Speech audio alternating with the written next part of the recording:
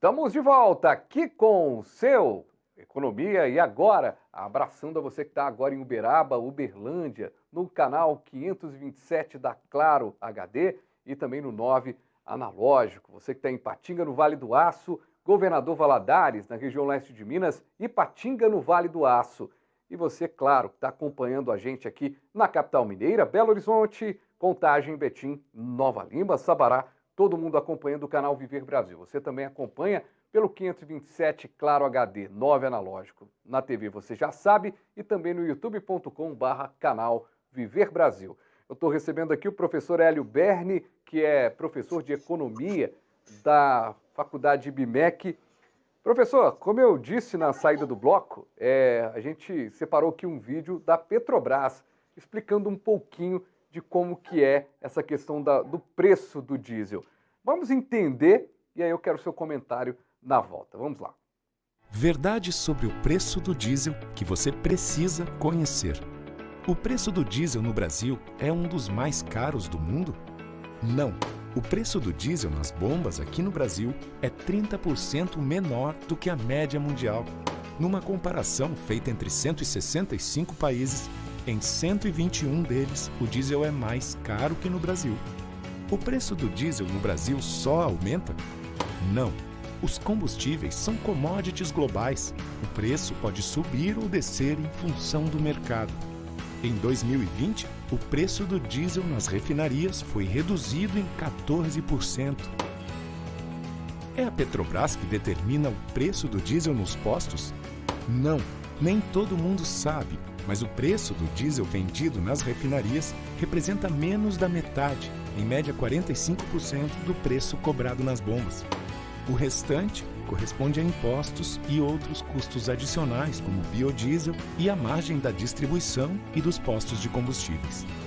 O preço do diesel no Brasil precisa seguir a cotação internacional? Verdade.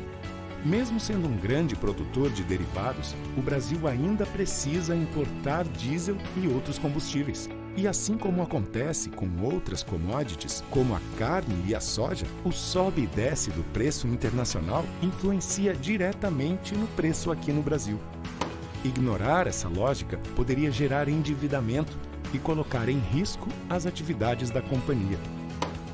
Uma empresa endividada ou quebrada não contribui para o país. E a maior contribuição da Petrobras é seguir investindo para produzir mais petróleo, gás natural e combustíveis, alcançando resultados cada vez melhores. Isso significa mais desenvolvimento, mais empregos e mais receita para os governos municipais, estaduais e federal. Porque juntos, nossa energia fica mais forte. E uma Petrobras mais forte é melhor para o Brasil.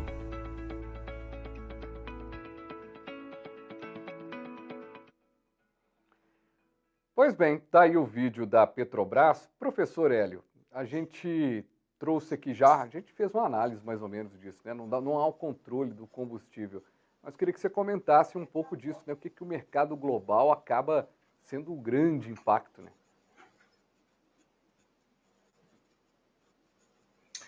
Pois é, Fabiano, é muito interessante, né? Eu julgo que esse vídeo aí ele contribui de maneira significativa para a gente levantar e esclarecer alguns mitos, né, sobre a precificação, sobre o consumo de combustível.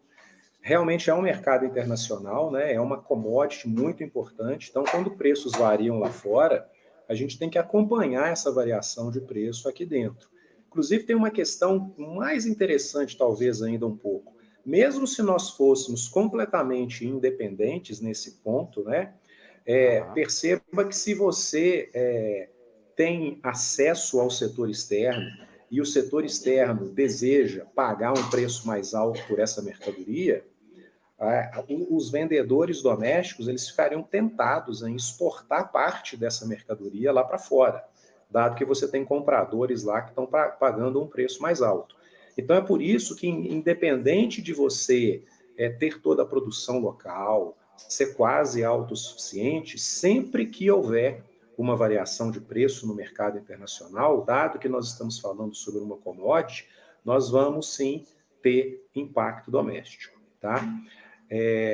Aquela hora que eu estava falando sobre a ideia do brasileiro médio, né? Eu me insiro aí também, como você, né? A gente sempre está buscando informações e entender como que a coisa funciona mais do ponto de vista técnico. Eu acho que esse aí é um vídeo que ajudaria o brasileiro a entender um pouco mais sobre essas informações muito dispersas que estão sendo jogadas para a gente aí ao longo desse ano, principalmente no ano eleitoral.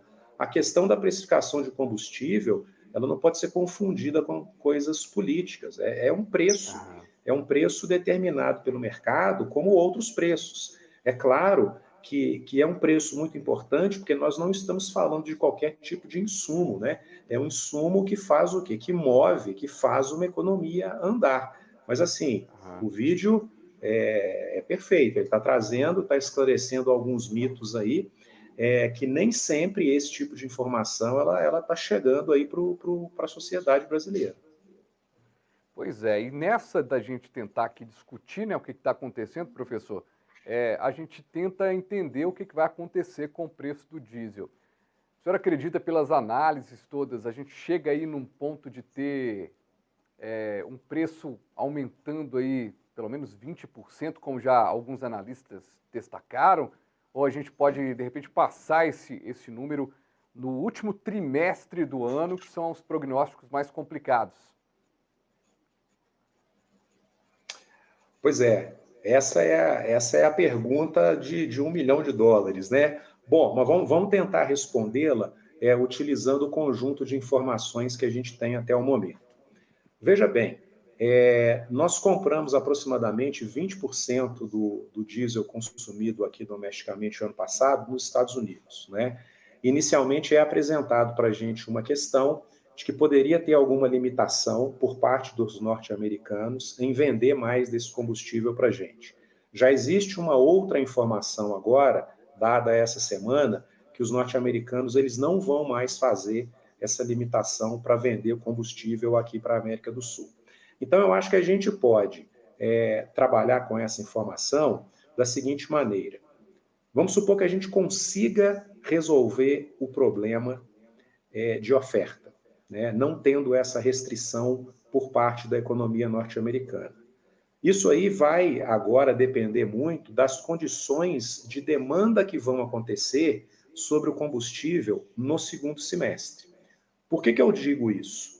Porque um dos grandes compradores desse combustível ou são, melhor dizendo, né, aqueles transportadores que estão trazendo mercadorias do setor agroindustrial, pecuário, para os centros urbanos. Se de repente a gente começa a experimentar um crescimento mais acelerado, uma recuperação de crescimento econômico no segundo semestre, de repente o aumento da demanda pelo combustível diesel pode não ser equilibrado por essa oferta que a gente está tentando resolver através de renegociações com os norte-americanos. Então, assim, eu acho que isso depende basicamente de duas coisas, né? Da gente conseguir, então, manter o nosso nível de compras junto à América do Norte e, de repente, até engraçado e meio perigoso falar nisso, né? Porque, assim, eu não estou torcendo contra o crescimento da economia brasileira no segundo semestre. Mas o que eu estou chamando a atenção é para o fato de que, se de repente a gente cresce ou recupera crescimento além daquele esperado, pode ser que a gente tenha uma pressão de demanda sobre combustível e aí, infelizmente, o preço vai subir. E aí não seria somente para diesel, tá? Seria para todos os combustíveis. Pois é, que situação complexa, né? Ou a gente cresce, paga o preço do crescimento, ou a gente continua na média do crescimento que a gente chegou, né? Que já não já deu uma melhoradinha, né? Do que estava, né? Do que era o prognóstico no início do ano, mas se a gente, inclusive, professor, a gente chega no final, até um assunto para a gente discutir também no AgroB, que é o nosso outro programa aqui da casa, que discute o agronegócio, que discute agricultura, mas a gente, se setembro, outubro, que é o mês limite aí, né, da gente ter essas negociações com os Estados Unidos e tal, a gente tem um problema aí que tem safras enormes, né, que a gente vai precisar de diesel para transportá-lo.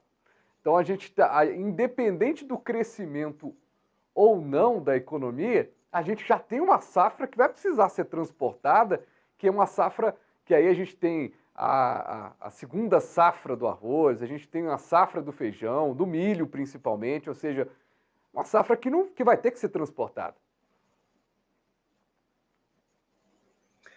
Pois é por isso que eu disse agora há pouco da importância em você diversificar os modais de transporte, não é? A gente tem alguma evolução recente aí com relação a ferrovias. Isso é extremamente importante porque a gente fica menos dependente dessas variações de preço de combustíveis, né? Aham. Agora, realmente, é um fato, né? A gente tem uma segunda rodada agrícola aí que está acontecendo no segundo semestre, e se isso for acontecer com combustíveis mais caros, a gente tem que entender que isso pode gerar alguns impactos dentro da cadeia, não é? De repente você diminui a lucratividade do agronegócio, porque agora um dos insumos importantes relacionados a transporte vai ficar mais caro, não é? Eu diria o seguinte, né? Se isso realmente acontecer, no curto prazo a gente está numa sinuca de bico, né? Não tem muito o que fazer. Agora, a gente tem que ser um pouco otimista com relação a esse cenário, né? A gente não pode esquecer que a gente está saindo aí de aproximadamente 2 anos de pandemia e o setor petroleiro, o setor que produz combustíveis, também está com alguns investimentos atrasados, investimentos que não Aham. foram feitos na indústria por conta das incertezas que foram geradas no ano de 2020 e no ano de 2021. Então é preciso de um pouco de otimismo aí, torcer para que a partir do ano que vem esses investimentos se regularizem, para que de repente a gente não passe por sustos como esse que a gente está passando agora nos próximos anos. Agora, uma coisa muito importante, tá? Me desculpe por fazer essa Aham. breve interrupção aqui. É uma questão pontual, não é? Economias sofrem oscilações, crescem, entram em processos de recessão, o preço do minério sobe e desce, o preço de combustíveis também passa por oscilações. São questões de curto prazo que a gente tem que saber lidar com elas, né? É uma pena, porque a gente assim não tem como encontrar um substituto de curto prazo para esse transporte que é eminentemente feito através de rodovias, mas de repente é um momento que pode ser utilizado como reflexão aí para o setor privado, para que ele entenda que é muito importante voltar a pensar e implementar aí mais investimentos no setor ferroviário. Pois é, a gente até fez um programa aqui no nosso canal V Brasil, até o AgroB, falando sobre essa questão da ferrovia, né? O quanto que a ferrovia no agro pode ser bastante útil, né? E é uma pena a gente olhar para a história, né, professor, e ver que a gente tinha a possibilidade de ter pensado isso lá atrás, né? De ter caminhos de transporte que não necessariamente precise aí desse aporte aí de combustível. Agora, até pegando o mote nisso, eu gostei muito desse adendo, o transporte por via eletricidade, né? Os veículos elétricos estão se falando muito para o transporte público em relação aos veículos, né, ligados ali na tomada de energia. Pode ser uma saída para a gente ter menos intempéries, daqui a pouco a gente ter mais carros elétricos e aí caminhões elétricos. A gente está falando aqui, fazendo exercício de futurologia, mas falar de economia é falar de futuro, né?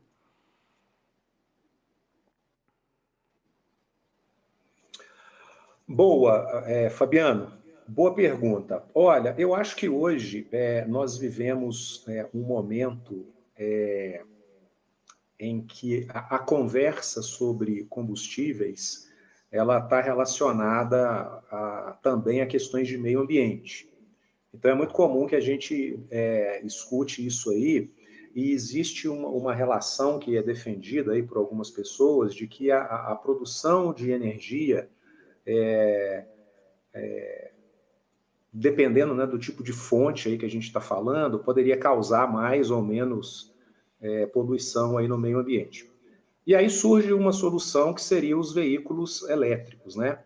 Bem, o que existe de informação até hoje é o seguinte: tudo bem que você poderia ter uma redução aí em poluição, mas a ideia principal na economia é uma coisa que, inclusive, a gente tenta bater muito com o aluno lá no início do curso, e a gente tenta propagar isso também fora do ambiente acadêmico, é uma questão de análise marginal, não é? Será que essa diminuição de custo que pode acontecer pelo investimento em automóveis elétricos, ela vale a pena? Porque a informação que nós temos até hoje é que o custo para você colocar esses automóveis em circulação em centros urbanos é um custo muito elevado. Então, do ponto de vista econômico, do ponto de vista de viabilidade, a informação que nós temos até agora é que a gente tem que pensar de maneira um pouco mais séria nessa questão. Não é simplesmente levantar essa bandeira e achar que isso aí poderia resolver problemas de maneira integral relacionados à conservação de meio ambiente. Eu vejo que a gente está no início desse processo ainda, tá? E as informações que nós temos até hoje é que o custo para você implementar esse tipo de transporte ele seria muito alto. E aí a informação é a seguinte: quem que vai pagar isso? Boa pergunta. Professor Hélio Berni, professor da Faculdade de BIMEC. Professor, satisfação recebê-lo aqui no programa. Eu acho que a gente conseguiu dar um panorama que até para o carro elétrico a gente chegou, hein? Até nas ferrovias, mas não tem jeito, né? A gente está vivendo uma crise com diesel. Infelizmente, eu acho que ficou muito claro isso em 2018, na greve dos caminhoneiros, né? Naquela paralisação geral, do quanto que a gente é refém, né, do diesel e refém de um transporte que é perigoso, coloca pessoas em risco, né, nas rodovias, e isso, é claro, que esbarra na economia, e por isso a gente precisa discutir e tentar entender para onde vai o preço do diesel. Professor, muito obrigado. Fabiano, eu que agradeço também em nome do IBMEC e gostaria de dizer que a gente está à disposição, né? Precisando aí do corpo docente aí da faculdade, a gente está à disposição de vocês. Muito bacana. E a você que chegou aqui no finalzinho, muito obrigado, viu? Se você chegou no finalzinho, gostou dessa discussão aqui, diesel, carro elétrico, veículos, né, por trilhos, pois é, muito legal. Você pode acessar o youtube.com/canal Viver Brasil, lá você acompanha esse programa na íntegra, pode ver, rever e também compartilhar. Se inscrever no canal e também ativar o sininho para saber todas as novidades por aqui. E o nosso Economia Agora volta numa próxima edição. Valeu!